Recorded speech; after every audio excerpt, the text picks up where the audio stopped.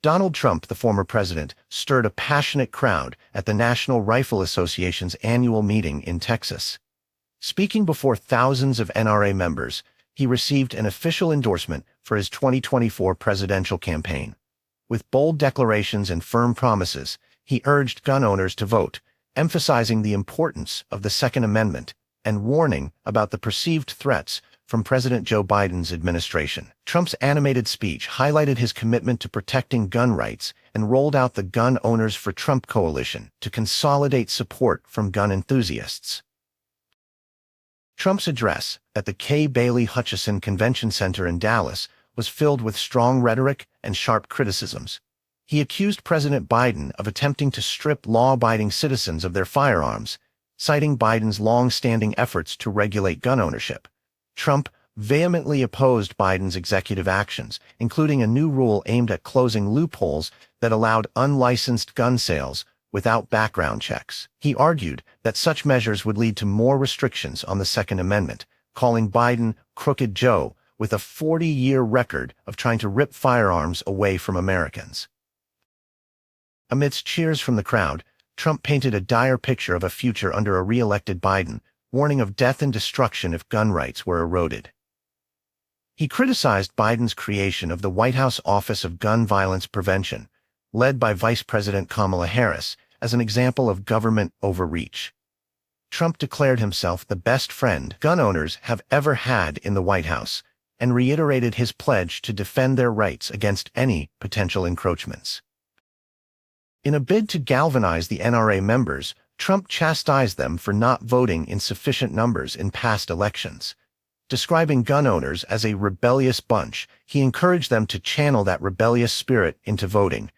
He emphasized that if gun owners turned out in large numbers, they could ensure his victory and safeguard their rights. His rallying cry aimed to transform the NRA's formidable membership into a significant voting bloc. Trump also took the opportunity to lash out at independent presidential candidate Robert F. Kennedy Jr., labeling him radical left and a disaster. He reminded the audience that Kennedy had previously referred to the NRA as a terror group, though Kennedy later downplayed his past remarks. Trump's disparagement of Kennedy was coupled with his insistence that conservatives must not waste their vote on Kennedy or other third-party candidates, warning that such votes could inadvertently help Biden.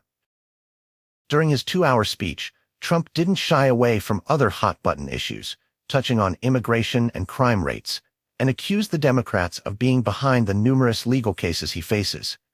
He briefly mentioned his ongoing trial concerning the alleged $130,000 hush money payment to adult film star Stormy Daniels, suggesting it was a political maneuver to undermine his campaign.